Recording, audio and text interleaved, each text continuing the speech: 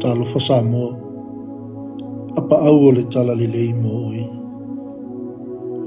Toi titi lava o taimi uma tātou te waaia ia antere ai le whengainga fōu. Wa ia au maia se tasi e whaaftai ia Yesu. O anterea o le uso Simona Peteru ma o se whaifaiva.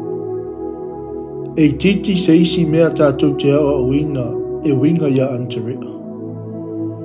Ai olo o ia anterea le tu a inga tau le leia o te mana o tātou te maua. Ona ia au maia lea o ia Yesu.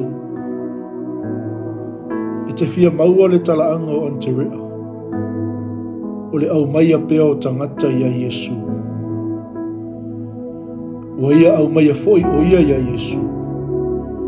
Wa sila atu Yesu ia te ia. Ona whetalai atu lea. O Simona oi. O le atalii o yuna. O le aingoa oi ia kefa. O lona winga. O Peteru. Le atua mamanai. Faa mole mole. Faa manuia mai le nei asu. A o tau mawhai e faa so atu Yesu ia o maainga. Faa mole mole fe soa ni mai atea. E muli muli i le faa taita inga antara.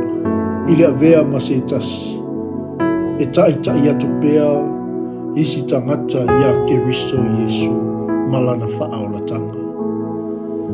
Ono Yesu Keriso wala tuaila mātou te talo.